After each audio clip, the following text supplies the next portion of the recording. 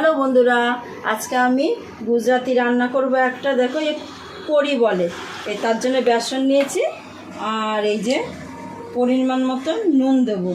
এইটা দিয়ে ভালো করে জল দিয়ে আমি ভালো করে ফ্লুরি আর কি যেটা, সেটা আমি করে নেব। জল দিয়ে ভালো করে ফেটিয়ে নেব।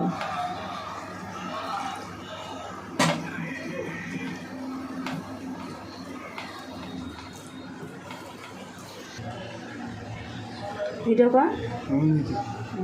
এই যে ভালো করে আমি বেসনটাকে নুন দিয়ে আর জল দিয়ে ভালো করে যে এইভাবে আমি ফেটিয়ে নিচ্ছি। দেখুন কেমন সিল্কি সিল্কি হয়ে গেছে ফাটাতে ফাটাতে।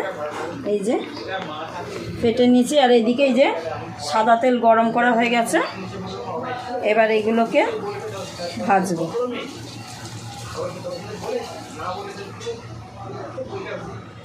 এই দেখুন,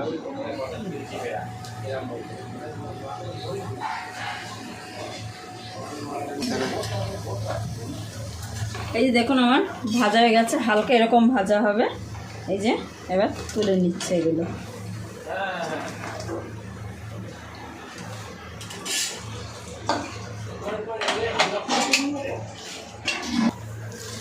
কারি করার জন্য এই যে দেখুন আমি এই যে বেসন নিলাম। এইটা না, তাও এটা খোলো, এটা খুলে দাও, এটা খুলে দাও।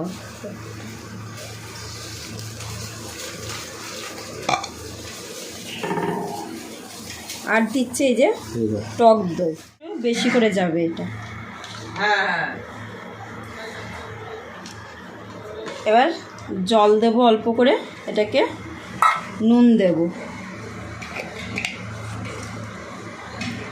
পরিমাণ মতো, এটাই নুন যাবে।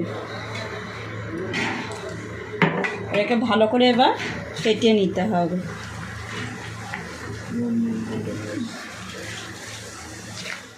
এটাতেই ঝোল হবে।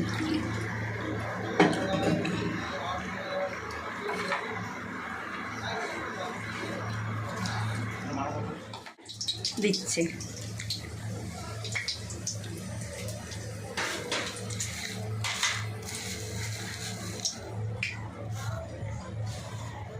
এরপর দেবো এই যে বিউলি ডাল।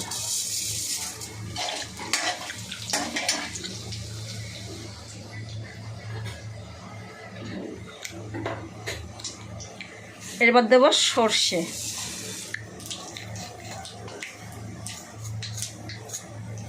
আর দিচ্ছি গোটা সাদা জিরে।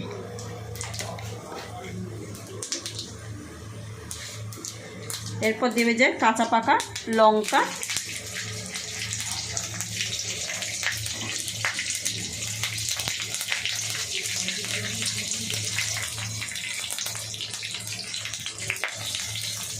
আর দেবে যে কারি পাতা।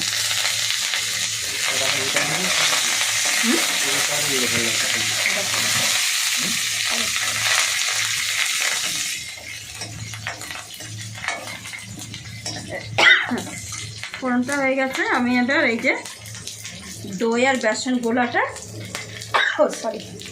এইটা দিয়ে দিচ্ছি। এটাকে নাড়তে হবে, নাইলে নিচে বসে যাবে, বেসন আছে যেহেতু।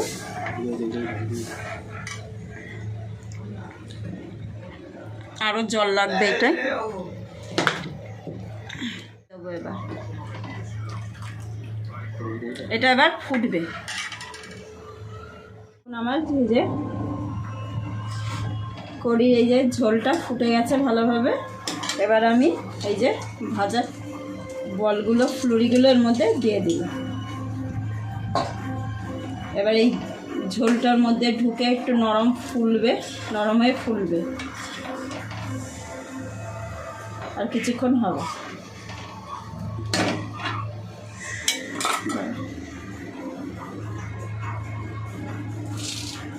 এই কারি পাতা টেস্ট আর সেন্ট থাকার জন্য এই লাস্ট একটু কাঁচা কারি পাতা দিয়ে দিলাম।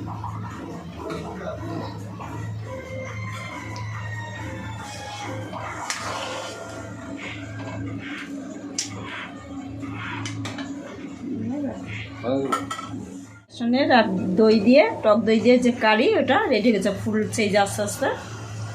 কত ছোটো ছোটো ছিল, যে ফুলেছে কত। এটা আমার রেডি হয়ে গেল।